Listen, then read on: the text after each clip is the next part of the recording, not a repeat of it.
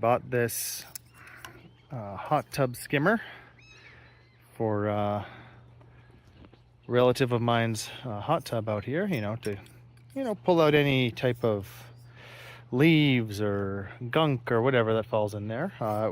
Put it together for the very first time.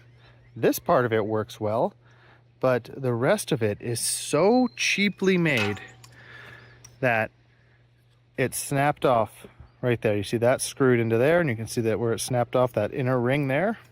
Yeah, it is so cheaply made that it broke the very first time I used it. So maybe invest in another skimmer, something of a different style.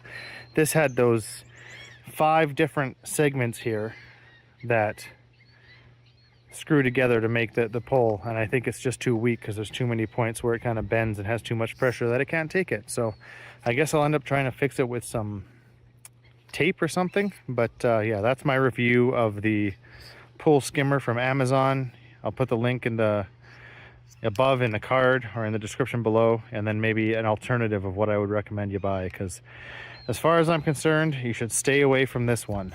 It is garbage.